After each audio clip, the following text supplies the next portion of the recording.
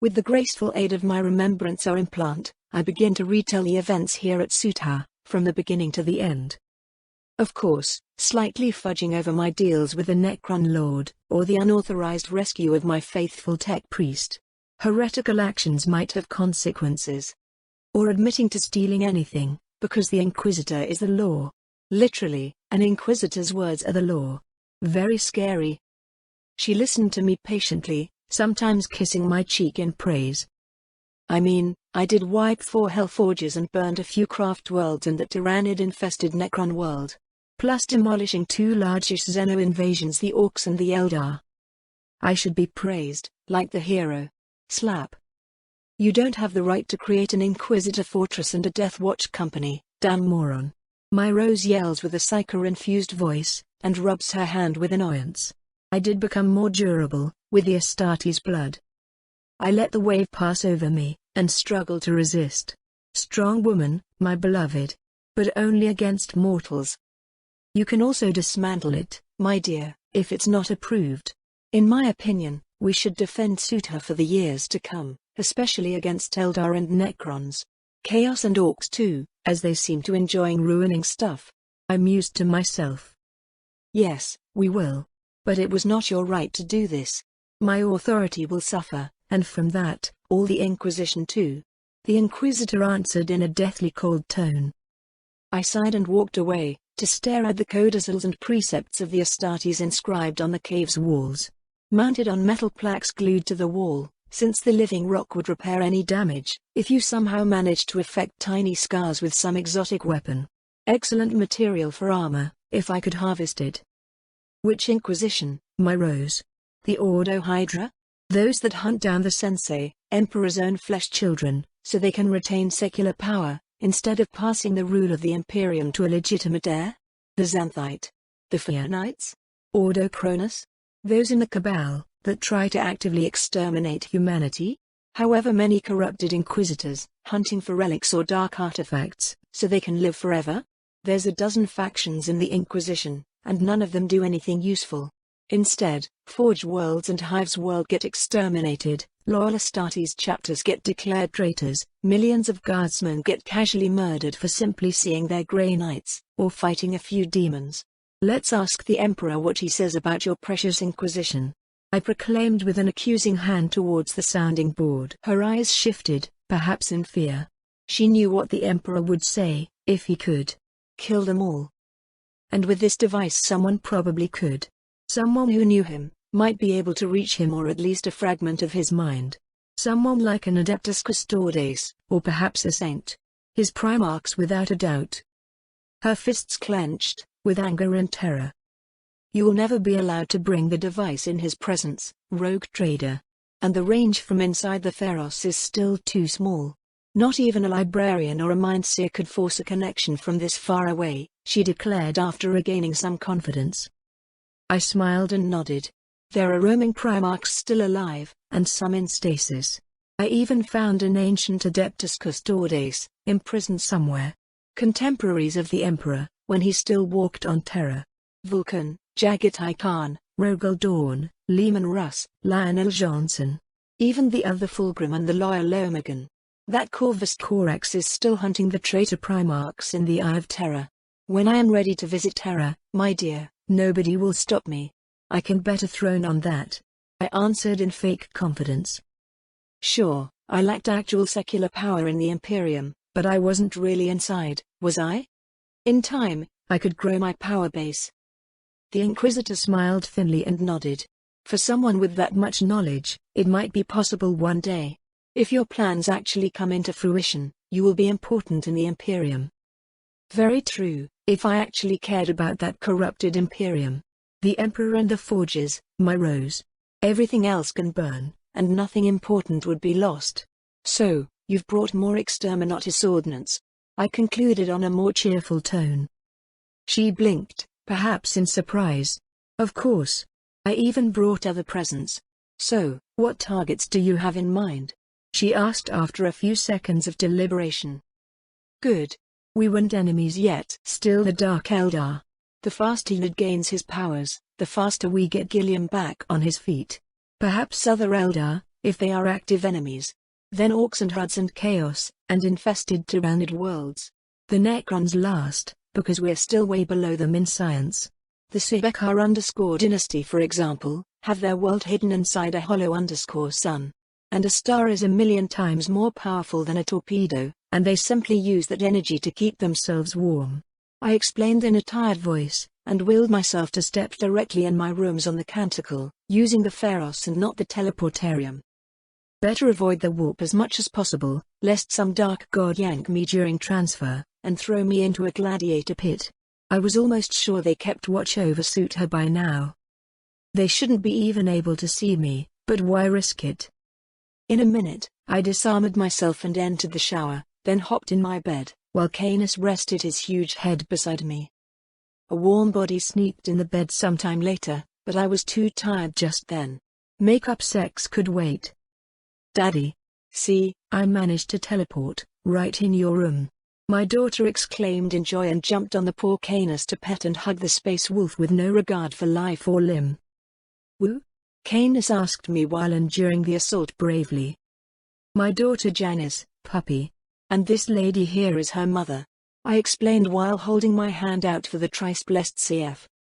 This time, my beloved Naya was on guard duty, and she did complete the ritual, offering a large mug of scented divine essence. But I didn't manage to take a sip, as Janice screamed and shattered the cup and evaporated the contents. Hold still, Dad. Let me cleanse your hands. Janice added a bit gentler, while Naya was floating in midair.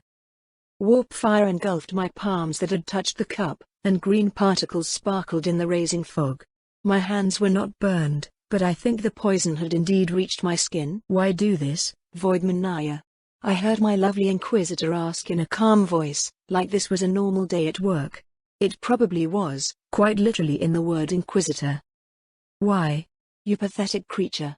This genetic abomination dares to strike at the most unholy worlds. The creature inside Naya's flesh screamed as Janice got closer and gently waved a hand towards the traitor. Blue and violet sigils bound the floating shape, distorting it horribly. Then my eyes closed, and I fell asleep, which was really strange. I had just woke up feeling fresh. My mind wandered, and I met Raven and Ludvius and a few more blood angels talking a walk through the nightmarish scenery, and shooting their bolters at dashing shadows. A pulsating wound covered my side, flowing with red blood for no reason. And then I began feeling really thirsty. Resist the thirst, brother. It wasn't easy for us, but you were always better, and much smarter. You will find a way. You always do. I heard Ludvius encourage me, while his maw crushed an unseen blob of teeth and tentacles. My implants were too far, and wouldn't help at all. This was my blood itself, acting up. Damn angel. Couldn't you have used nanits or something civilized, to heal my wrist? I let my mind drift down towards the Pharos, and I began reciting the canticle of unceasing service, over and over. It had to work. It had to worked before, after all. Something liquid flowed down my throat, but it wasn't red and tasty. Still, it helped sate my thirst a little. Then my mind reached Jonas, one of my blank sons, walking through his burning desert alone and afraid. Son. Stay strong, I urged him, and he looked at me with blurry eyes. His thirst was so strong he could drink a sea. He could use a few words, and help him get through this. Have courage, Jonas. For I am here, beside you. Recite the canticle after me, and you will conquer the red thirst. It's only a tiny flaw in the gene seed, but we are Lancefires.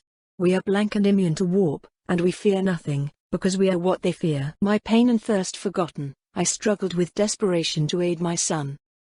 We could not fail, and fall into the damned blood curse. Even knowing why it happened, it didn't help much. At least I was certain the black rage wasn't an issue, as neither Jonas nor me had any tendency to rage madly at anything. One curse solved, possibly warp-induced or something of that nature. But the modifications of our genes, that wasn't exactly easy to subdue. Way easier than normal people, for certain. But of those, you could count on a single hand the blood angels who conquered the red thirst. Years passed in the scorching desert, until Jonas turned to stare at me, and then to my left. I glanced to the side, catching a disappearing wing before it vanished. You better run, creepy angel. Are you all right now, Jonas? I asked in worry. It hurt a lot, but I think it's over. And to think I made fun of those red drops on the Blood Angel insignia. Both blood and angels showed up. My son muttered and began fading away. Write the canticle on your weapons, I yelled in my mind. Then I woke up, to find Janice and my dear Canis hugging each other while watching over me. Much better than a warp entity with angelic wings. Woo! Woof! My space wolf announced and licked my face with a towel-sized tongue. Wet as towel too. Hey sweetie. Mommy is busy? I asked with a thin smile. Yeah, she's training her new acolytes on that creature.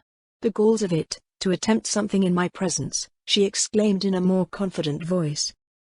That's right, daughter. We are Lancefires, and we fear nothing. Because we are what they fear, I declared in a level tone, to see her eyes widen in surprise. Oh. Is that our Lancefire house motto? It's great. So, wanna meet the mute big sisters now? Janice asked while twirling her force staff in midair. Psycho powers were very cool for tricks like that. You know the Sisters of Silence are not medically mute, right? They just took a vow of silence. Which vows we will smartly avoid by talking with our minds. It's how the entire Imperium works, only the written letter of the law counts. Sign language, mind signals, dancing and writing things on the implants, they are not speaking, so they must be correct. Just like the church may not have men under arms, and they use women instead. The Adeptus Auroritas. I explained gently while examining Janice for signs of mutation. Didn't find any, and probably never will. Our blank genes kept us safe. Janice nodded wisely and petted Canis again. Did you know, your puppy has a Rosarius around his neck? I was very confused at first. She asked with childish naivety. Yes, I asked a nice Astartes chaplain to bless his power shield collar, and used my own fingernails to craft an organic conduit to the Emperor. As long Canis stays loyal, weapons will not harm him, I said pointing at the space wolf, who sat down meekly. Was it that simple? I'll have to ask Mommy to build a dozen of them, for the big sisters. They have armor, of course, but shields are much better. Janice announced proudly and conjured a barrier shield around her. I shook my head in amazement. Kids did get away with nearly anything, even from an Inquisitor. Go explore, sweetie. Daddy has to shower and get dressed. I told her, waving my hand in dismissal. Hee. You do stink a little. She quipped, then climbed on top of my space wolf and took off, passing through the metal door like it was made of air. It seems I will need Blackstone, to keep my privacy with psychers on board. I showered myself thrice, because I had been sweating blood, and normal sweat and got licked by a wolf. Damn dream visions. Then I examined myself in the mirror, looking for wings or other deformity. Luckily, nothing of that sort. My balls were still there, which was of vital importance for humanity. Hopefully they still worked, unlike the implanted Astartes. My Blood Angel bodyguard entered to check on me, and stood guard vigilantly. A bit too late, and my face probably showed it. We're very sorry about the slip-up, Lord Lancefire. We failed you again. The Space Marine chaplain added in a mourning tone. I just sighed and began armoring up. If we could detect chaos porn easily, we wouldn't be in this situation in the first place, and Brother Archeo would still be alive. I heard the Inquisitor and her retinue took the creature someplace to interrogate it, I said in a level voice. Perhaps so, but one of us should have been in the room. The Inquisitor ordered us out. He explained in a slightly colder voice. And you have savant implants, Astartes. Those orders became null once someone else entered my rooms. From now on, don't obey any orders unless from my voice, spoken or sent via implant or mind transfer. There are thousands of Inquisitors out there, and most of them are corrupt to their cause. If Inquisitors want Marines, they have Death Watch or Grey Ones or the Red_Hunters. Here on this rogue trader vessel, my warrant is the law, and I speak with the Emperor's voice, I demanded in a forceful voice. The Blood Angel hesitated a little. You have a child with this Inquisitor, my lord. Aren't you on the same side? I smiled gently and checked my armor again. It was getting tighter, as my body kept growing. Soon I will need the Astartes armor I confiscated from Brother Archeo. Normally, yes. But she doesn't receive orders directly from the Emperor, but some other Lord Inquisitor on Terra. And none of the corrupt shitstains ever dare enter the Golden Throne Room, lest be smote into oblivion, I concluded and patted his pauldron. He nodded a bit grimly. I suspect you may be right, Lord Pef, as you were with that corrupt steel. On another note, Brother Cassiel has been found on my planet named Retribution, in the Eastern Fringe. I think he might be one of the first Blood Angels, sired by Sanguinius himself. Wanna meet him, Brother Delos? I asked in a teasing voice. He nodded in awe. That would be wonderful, my lord. His gene seed should be the purest. Yes, Delos. You will meet your lost brother today. Afterwards you will report to Lord Dante, and tell him I conquered the Red Thirst, at the same time as my son Jonas, on Baal. The canticle of unceasing service was the catalyst that guided me through. Just like the name of my ship, isn't it funny? I mused mostly to myself. I still wasn't certain what a canticle was. But if it works, then it works. Simple logic. Really? I heard you were poisoned. He asked, a bit doubtful. What can I say? I got lucky, and the blood I received from the angel on Estobon helped me fight off the poison. The canticle helped as well. I answered with a shrug, and opened the door to find Canis, standing guard beside another Astartes. Janus vanished someplace? I asked my brave wolf. Woof. Woo. He answered quite logically. Come Delos. Let's take a walk. I asked softly and entered the elevator. Teleportarium deck? He asked a bit wary. Perhaps my constant fits of tiredness rung an alarm bell. Big secret, Chaplain, I said as we arrived at the hexagonal teleport platform. He nodded cautiously. When that Chaos Sorcerer arrives on Baal disguised as a tech priest Magus, use these phased iron bolts. I advised him and passed him a bolter clip. What? He muttered in confusion. But I had vanished already, and stepped out inside the Pharos. Pef Lancefire. We have common enemies, it seems. A glacial voice spoke in my head. See? I was right. Damn Catan Shard did wake up, from all the commotion. You must be the mighty Zorhulash. Hold on, we have a few teleports to conduct right now. I hummed inward, while locking on the good chaplain and bringing him down, then directly on Retribution. He would be needed to check up on the frozen Cassiel, and explain the new realities. And as chaplains did have spiritual powers and authority, Delos would be quite perfect for the job. Then I checked on Janice, to find her exploring the other side battle barge, pretty much ignored by everyone. No doubt another psycho power to make herself invisible or forgotten. Oh well, I did tell her to explore. And with her familiar presence darting in and out of sealed vaults and locked armories, I could confiscate more forgotten weapons and armors. Even an incendiary torpedo. So, you must recall the route to the Camorra, mighty Catan god. Wanna help, give them a warm surprise? I asked in my mind, while using my Rosetta codes to activate the atmospheric igniter. It worked wonders on the Tyranids, and the Eldar. Even Dark Eldar was still flesh, and thus weak to fire. The Drukhari? Well, I won't say no to a small Eldar genocide. Nothing like the old days, but better than nothing. The Catan answered a bit more warmly. I had a feeling we will be very good friends in the future. Mostly the same enemies and methods. Sure, I saved the Necrons for last, and will need to convince this God Shard to save humanity for last, just as well. It will take some time to activate this atmospheric burner, mighty Zorhulash. So, what did you learn of my plans yet? I wondered while cautiously enabling safety after safety. I have observed your deals with the Necrontrazin. You offered him a lot, even another Catan, and gained pitifully little. And now, the warp creatures hunt for your soul. The Catan observed in a dismissive voice. I nodded in agreement. Of course I did. But value is in the eye of the beholder. Traveling among stars without entering the warp isn't so little, not for humanity. Trillions of humans get infected with warp parasites and other demons. Just like this woman on my ship. Can you imagine what it would be like, if a great demon got his claws on you? My canticle doesn't even have blackstone armor. I complained, and added a small threat in there.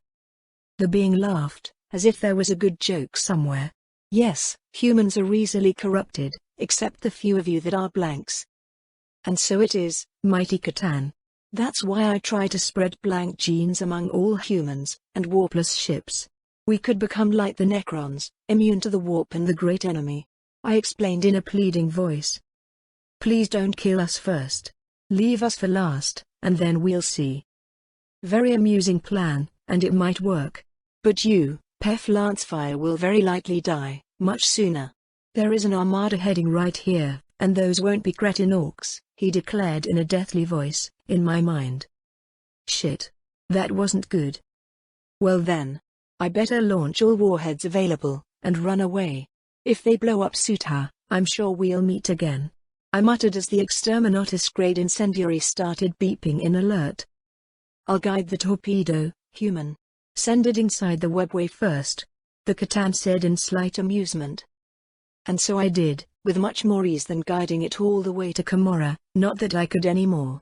The old route seemed to have shifted, since the last time I bombed the Dark Eldar. There. Not quite as strong as I could do it with my cosmic fire, but that port _of_lost_souls is pretty toast, I'd say. 1 billion Eldari dead, not bad for an hour of hard work, right? He asked rhetorically. I nodded and grinned. Both the dead Drukhari and the destroyed port will put a crimp in the Dark Eldar raids all over the galaxy. And without ships, they wouldn't be able to bring fresh slaves for torture or experiments. A minute later, my Rose arrived in the Pharos, holding her tarot deck tightly. This time it worked, magnificent bastard, she shouted and embraced me tightly. Shh. Keep my secret, I said out loud, and in my mind. A cold laughter accompanied me, as I stepped directly into my room with the loving prize in my arms, and hastily began undressing the lovely Inquisitor. Perhaps another blank child will arrive. Much later, my Rose stretched like a lazy cat and patted my upgraded chest with satisfaction. This is much better, love. Great body, decent mind, mostly acceptable decisions. I might keep you just for the body though, she commented in a light tone. I sighed and drew her into a hug. There is a forge world called Venatoria, and they produced a device called a reality_gauge. I need to obtain one, and make it work. Should keep any planet safe from demons. Or at least from warp storms and the tyrannid silence. She stood still for a second, then climbed to stare me in the eyes. Is it even possible? The implications. How come I don't know about this? Rose asked in a cold tone.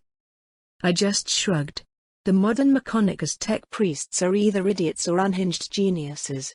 Most of them simply toil in the forge, producing same cogs and metal parts for centuries. They don't even know how the devices work, just follow the STC template like it's magic.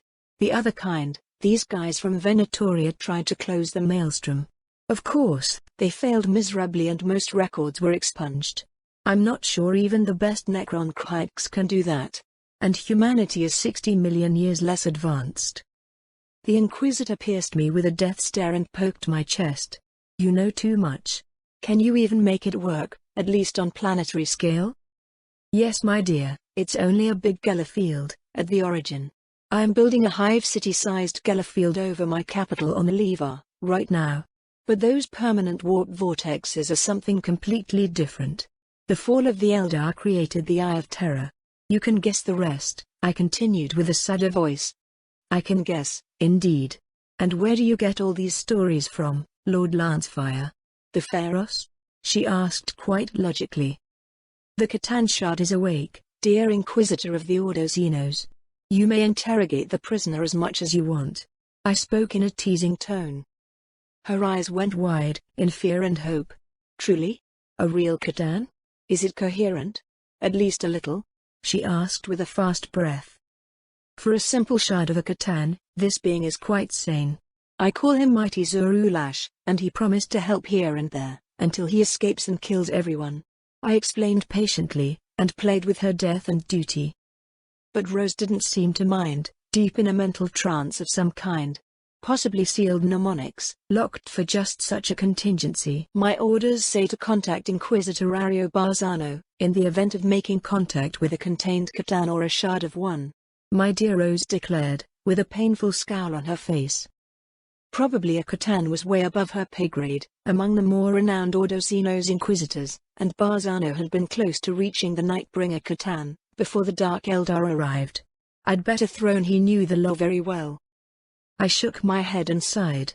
Well, I'm certain I can find this inquisitor. But I don't have anything of real value to trade for him. Except, some Eldar prisoners, maybe.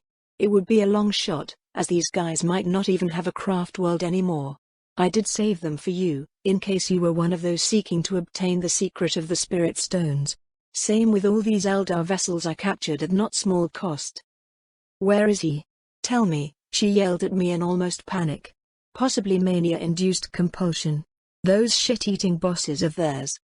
You better not know, my love. I do have control over the Pharos, so technically I could kidnap him from wherever he is kept. But those guys are, how I should put it, strong and vindictive. One of them captured an entire Tyranid hive fleet, and keeps it in a stasis box, on his desk. I answered rather truthfully. Perhaps not yet, but Trazyn the Infinite did have a hive fleet as a pet, in my other memories. My Rose blinked in confusion, then started to think rationally again. That kind of power, what kind of people do you know, my strange rogue trader? She wondered a bit amazed. I waved her words away. There are 500 billion stars in the galaxy, my dear. Among them, countless godlings and other entities. These Catan, who do you think broke them into shards and bound them in impregnable prisons? The Imperium of Man is so small, like one person alone on Death World, or like oil poured over a deep ocean. You look at a galactic map and think, we are so big, look at us, spread everywhere. And then waves and currents and whirlpools shatter the illusion, and the oil is scattered in the storm. She sighed and nodded in sadness. You think I don't know the immensity of what we face? I am a psyker, my dear Pef. I see those currents, every single minute. We need to sail above this ocean. Build strong islands where the waves can't reach. And when we learn enough, we can build underground tunnels and airplanes, to avoid the ocean completely. And my blank jeans, they are the impermeable suits that keep the water away. I mused to myself, in a reverie. The Emperor had tried something like this, but ignorance was not armor. People would see the warp and play with it. And then the warp will play back. All you say makes sense, yet seems like an impossible dream.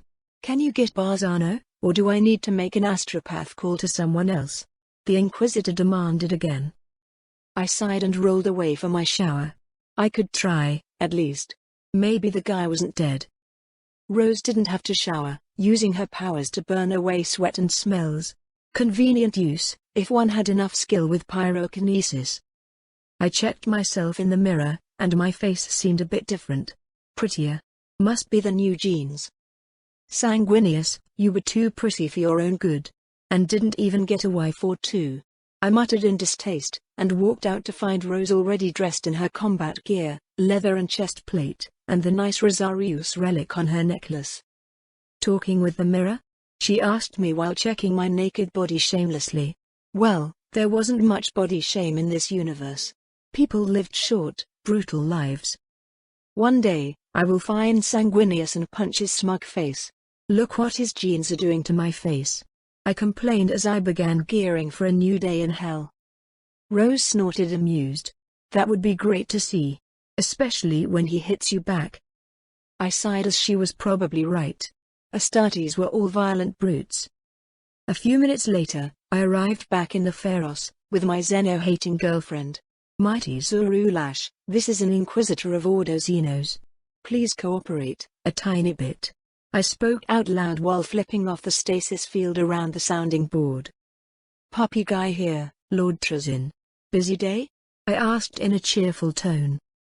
Yes, but I will make time for my best favored trader. This Catan shard has a whole new array of abilities, he exclaimed a bit excited. Well, he probably didn't have many friends. I'll try to be nice to him. Mine has cosmic fire. Hits harder than an Exterminatus-grade torpedo. I answered, praising my own prisoner. Oh, I don't know that ability yet. Sounds potent though. Cosmic energies are among top 5. You could train yours a bit more. Other abilities might manifest, under duress and pain. The Necron Lord advised me politely. Right. About that. I find myself in need of a Catan expert. Is that poisoned Inquisitor guy still alive? I wondered idly. Yes, but he's raving mad. I even cured him for free. Trizin complained petulantly. Did those enslaver bone shards work like I proposed? I asked instead. I did have a favor to collect, after all. The Necron Lord stopped chatting for a minute. I knew it. Well, they work differently but still work.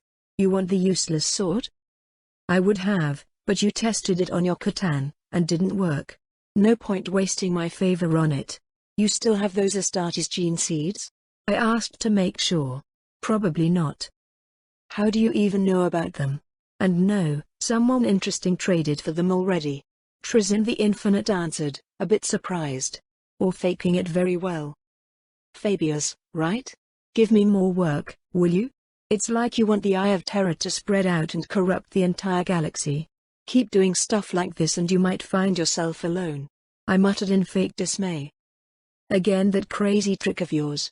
I wasn't even there. He complained in real worry this time. For that, I will take the Custodes and the Inquisitor. And some Astartes too, a company of. I began saying. No. Not my precious Custodes. I only have one. And no company of Astartes either. A squad at most. He rebutted me a bit fiercely. You have an entire chapter. Give me the others. Ultramarines, salamanders and whatever else, I demanded with a harsher tone. Calm down, stranger, not all of them. I need to keep at least one, of every color. Where should I send the rest? He asked after a few seconds. Forge Antax, the salamanders and the Inquisitor. The Ultramarines on Forge Gans. Anyone else, at Forge Hypnot. And a derelict ship with STC schematics too. I forgot about them and they keep complaining. I asked with a bit of trepidation. It had been pretty close. Plus that Forge will be attacked by other Necrons soon. Better prepare the ground. All right. Trade finished and no taking back. The Necron exclaimed in a happier voice. Good. Now, I have another story if you're interested, I whispered as another data slate vanished from my hands and into his own. Oh? Geller Fields? From weak, to creepy, to medium. What are these for? Trizin asked confused. 1,000 years ago, a group of Mechonicus tech priests from Forge Venatoria tried to close the Eye of Terror with a reality cage device. After they failed tragically, they tried again, on the Maelstrom, using reality bombs. They never found the bodies, or the devices. However, someone with patience and skill, I continued in an enticing tone. Those idiots in the Mechonicus. Without living rock and compressed blackstone, no wonder they failed so abjectly. What did they use to power it? A plasma reactor. The scientist Necron erupted in disgust. Well, I don't have such grand dreams. Not yet, and not without your help, Lord Trizin. Even you failed last time, I mean in the other future where we all die horribly, and the larger Tyrannid swarms not yet devoured run away in fear. Damn stupid orcs. I muttered in fake anger. I bet nobody expected the orcs to devour everything, except perhaps the old ones that created them. Orcs? You mean to tell me the orcs win? Trizin asked in outrage. I know, buddy. Not these orcs, of course. But their warfield contains all the knowledge and inventions of the old ones. They just need sufficient numbers. 1 trillion planets infested with greenskins, and they are the new reality. And for that, they just need a powerful enemy to offer a good fight. Chaos or Tyrannids, even Necrons, all swept away by unstoppable tides of Titan-sized orcs that sprout 1,000 more if you kill one. Cute revenge, right? I asked in fake humor. And these Mechonicus reality cages will contain the warfield, just like warp incursions. They would be useful. Damn it. I hate traveling. The Necron grumbled in annoyance. I know the Necrons have something similar, but it would be too hard to make, by my allies. Alas, I'm off to find more nice stuff, in the Halo stars. Don't call me, I'll call you, I said with faint amusement and closed the call. Rose stared at me and then pointed wordlessly towards a moving wall, right in front of us. The wall folded open, revealing the prisoner kept inside the Pharos. Strangely, the alien Catan looked almost human, if much larger. Mighty Catan, you were saying something about a fleet coming here? I asked out loud. The ancient god nodded gravely. You stirred a hornet nest by attacking those Eldar craft worlds, Pef Lancefire. And although you have tried to prepare minefields and forts and a whole fleet of human warships, 1,000 Eldari cruisers and even some battleships will arrive soon. Perhaps only the Necrons would be able to match this array of forces, a whole dynasty or two. I grimaced in a pained smile. Of course the Eldar wouldn't simply take it. Janice dear, visit the torpedo room and examine each warhead, starting with Vortex, then Exterminatus and the melter torpedoes. I said mentally towards my naive daughter. Oh? Can I, Daddy? Mom said it was dangerous. She replied a bit doubtful. She is here with me, sweetie. We need to receive a big Eldar fleet coming here. I explained a bit more sternly. Tell Janice is okay. We better start priming the welcome gifts for our visitors. I added in a level voice towards the Inquisitor. All right. I suppose we can do that. What about Ario_Barzano? My Rose asked sternly and eyed the Catan warily. Well, this godling wasn't the issue right now. Keeping a mental eye on Janice, I followed her steps into the armored torpedo room, and the most secure and potent weapons in the humanities arsenal. I will need them all. I don't know this Inquisitor well enough, my dear. He was sent to forge Antax by his rescuer. It seems he had been poisoned by a Dark Eldar Archon, and barely survived. I commented as the first Vortex torpedo arrived in the inner cave of the Pharos. Now, you want to attack my fleet and private lighthouse/teleporter/observatory? Not on my watch, silly farciers. I can see you coming, well. I mean, the Catan can see you coming from half the galaxy away. Antax is not that far. If the Mechanicus provide him a fast escort, he could arrive in a few days, or weeks. The Inquisitor mused in deep thought. Warp travel was never an exact science. Unless your destination was just the star system nearby, travel time was always of dubious reliance. Now, what could the Eldar target be? The captured Eldar for certain. They were kept on board the New Egida fortress, guarded by a company of Astartes, and thousands of scythe serfs and some tech priests. Better send the Silent Sisters there, just in case. Eldar were psychers, so the sisters would nullify most of their abilities. What else? The derelict Eldar warships? Most likely.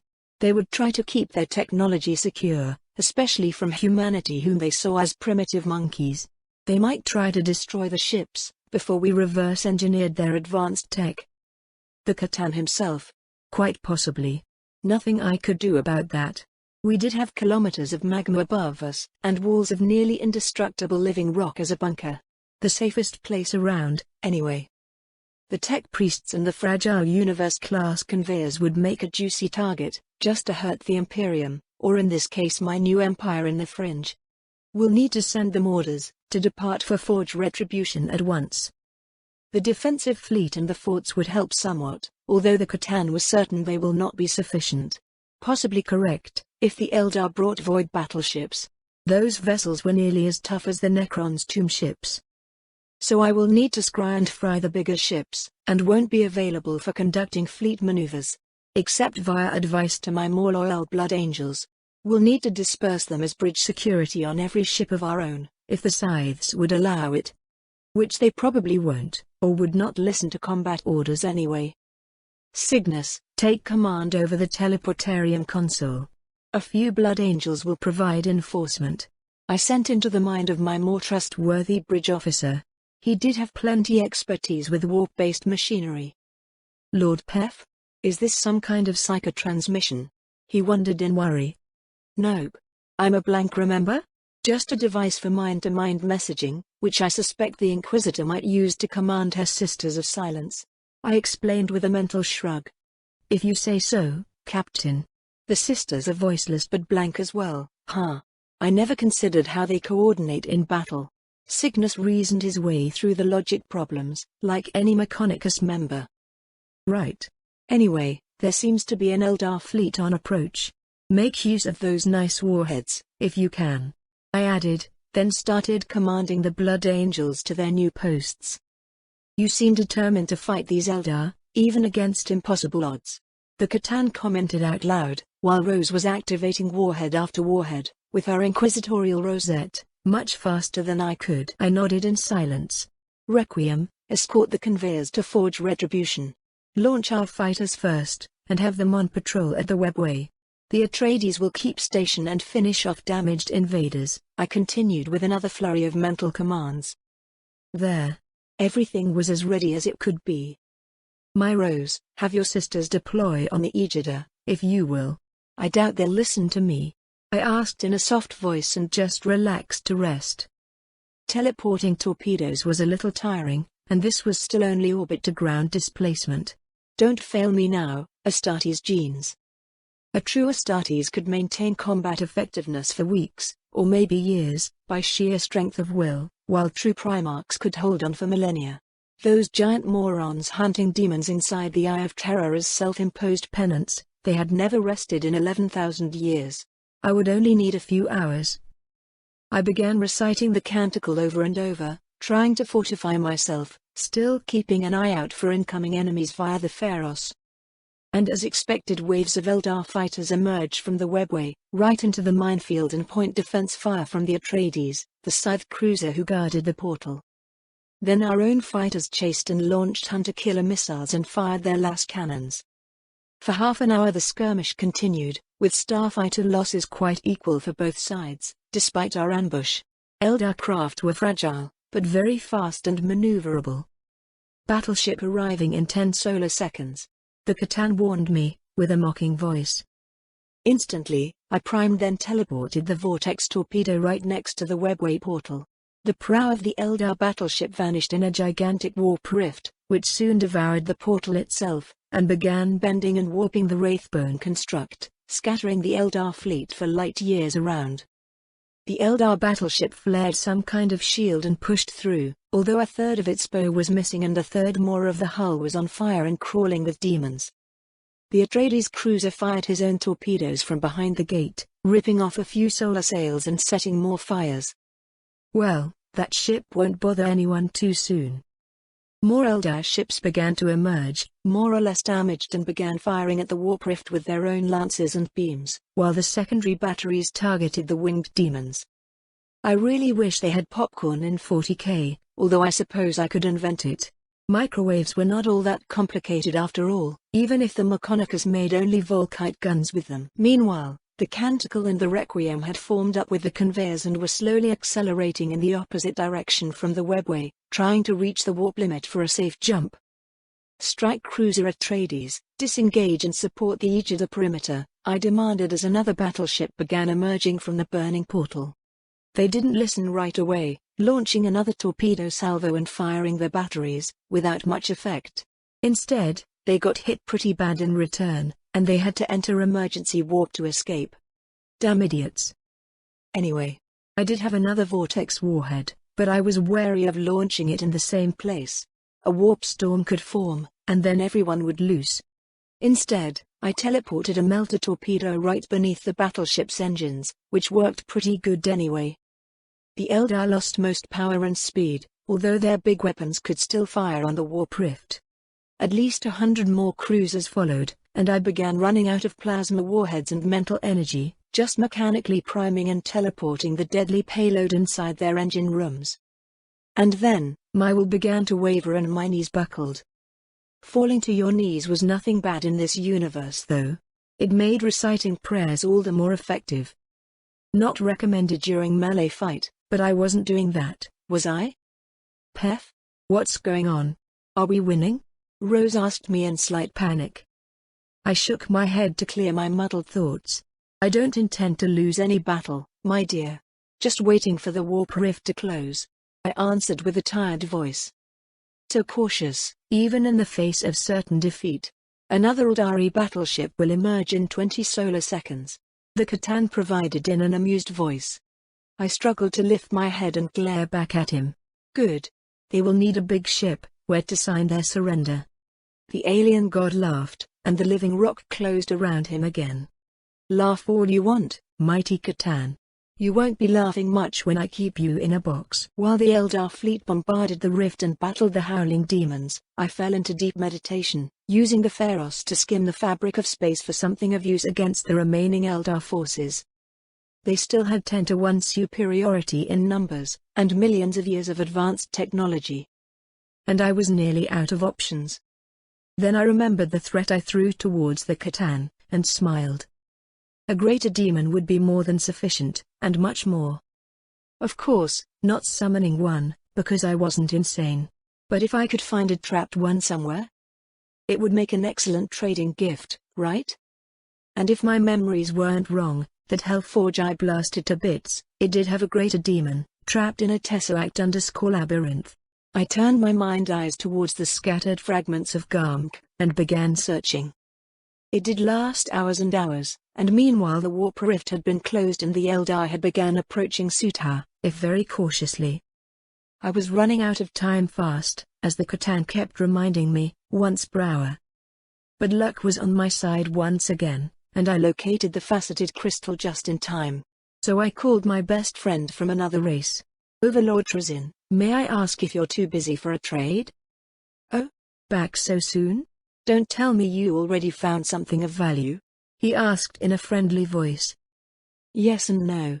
No value for me, none whatsoever. But then, I do not collect rare beings like yourself. Ah, those mind scarabs, perhaps it is time to remove their shackles, now that those delivered to me are my prizes. And the enslaver bone shield too, if it's ready. I kept thinking I misplaced it somewhere, in this dimension or the other, I demanded as a first step. Not going to touch the crystal unless I had a mind shield. Greater demons were bullshit enough. Hee. I forgot about the mind control too, there. All of them have been released. I even found an Arc Mechanicus cruiser for that Hypnot forge of yours. But no reality cage, not yet. I need to trace the timelines of that Venatoria forge, and they seemed quite tangled, even for those who get close to the eye. And the bone, well, it is ready. Let me hear what you have first. Trazin announced with a more cautious voice. What I have to trade, is a tesseract containing a greater demon. I don't think anyone has ever captured one before. I explained in a teasing tone. I didn't exactly claim I did the capture, but then this wasn't the point. I had possession of the goods, which meant I could sell it. The Necron almost yelled in joy, because it was true, nobody else had a caged greater demon. I want it. Of course you do, my friend. So, I need the bone shield, as I can't manipulate such a thing without protection.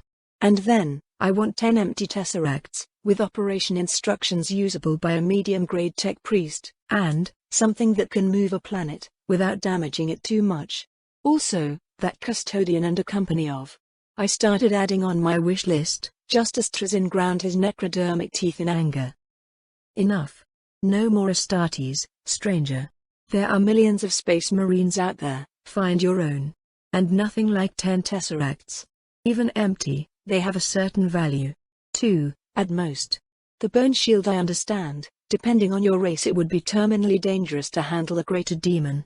Same with operating instructions, although if you are a tech priest, I feel sorry for you. The Necron Lord exclaimed while he sliced off the negotiation deck, and ignored the custodian deal. So it would be possible after all, just not yet. Same for the planet drive, which wasn't that difficult for any advanced race or psyker. I just wasn't any of those. Not a tech priest, but I am good friends with many of them. Just hold it in front of you, and don't forget to remove any traps, I said while locking onto the space in front of Trazin. Just the bone, right now. And this data slate with the Tesseract instructions. He argued, perhaps fearful I won't conclude the deal. In a twirl of space, I waved the artifacts into my hands. A mind shield sprang around me, eliminating all my fatigue, and there was a mental trigger for some kind of empathic blast wave embedded in the dark metal cover. The Catan tried to say something in my mind, but it was blocked, giving only a slight dingle of warning. Perfect job, Trazin. What is the mighty Catan saying? I asked my Rose. He warns that the other Eldar vessels are gathering into a second fleet and will arrive in the system in a few hours. The Inquisitor explained while measuring the new weapon in my hand with Ordo Zeno's wariness. Quite rightfully, if I might say. I now had a weapon similar to Trazin's own empathic _obliterator, which was also a mind shield, and probably still a gravity hammer like before. And just like Trazin himself wasn't a psyker and could use it, so could I. Then I connected to the data slate with my implant and began to rapidly download and read the operating instructions, which seemed much too simple. Perhaps Trizin had a too low opinion about the Mechanicus. Some of them could be really smart. A dozen minutes later, I opened my eyes and checked the fleet situation, to find the Eldar already bombarding the outer forts. Time had ran out. Damn it. Twisting space again, I cautiously wheeled the Tesseract crystal inside the Pharos, and immediately away, into Trizin's room. Something did tingle my mental defenses, while Rose crashed to her knees in pain and agony, with eyes glowing blue. What was that? It felt like a demon, a big one. I haven't felt anything like that since we killed Fulgrim. Well, my dear, I am a rogue trader, aren't I? Someone had a greater demon of corn trapped in a box, and someone else wanted it, for his collection. I get a finder's fee, and access to another deal in the future. I explained patiently as 2 empty tesseracts appeared in my hand. I had one crystal flipped into my chest null box, and started connecting with the second crystal, via my implants.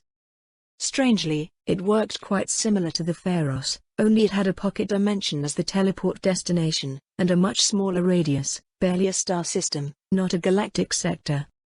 But it was enough. With my empathic staff in one hand for mental fortitude, and the dimensional crystal in another, I began abducting the Eldar ships, until only the battleship remained. In a few seconds, the Farseer lady on board the last battleship realized the shift in their fate, and stopped firing their beams. I ordered my Blood Angels to stop firing back. No need to damage my new Void_Stalker after all. Lower your shields and prepare to be boarded. Resistance is futile. I send into her mind, and she crashed to her knees in defeat. Cygnus, begin teleporting Blood Angels onto the bridge of the Eldar battleship. It's time to accept their surrender. I sent to my loyal engine seer, who wasn't all that amazed at my victory. I have never lost a single battle, after all. Of course, Captain. Took longer than usual. He complained, for no reason at all. Come on. Asking for a miracle was enough, now you want it fast as well? Go on, Rose. The Eldar Farseer awaits, I said with a tiny smile, and beamed her on board the Void Stalker, right after the first wave of Blood Angels teleported, from the hearth of Sutha. My canticle and the conveyors had already departed for Forge Retribution, so I began collecting my own Lance Firehouse starfighters inside the Tesseract, from all over the system. This device had a lot of potential, not just to kidnap enemies, but to recover damaged ships or conduct carrier operations without much risk to the pilots. I was now ready to take part in the Badab War, and collect more ships and allies for my forces, and even rescue the bunch of Vidyastartes, before they became traitors. But first, I did have a dozen Silent Sisters to charm, and convince them to produce babies for humanity. That might be more difficult than winning against an Eldar armada. What do you say, mighty Zorhulash? Should I accept their surrender? I asked in a teasing voice. Again, you traded at a huge loss, Pef Lancefire. 2 empty tesseracts, for another one containing a greater demon? Or do you intend to trap me inside the other one? The Khatan asked in a wary tone. I just smiled sweetly, in response.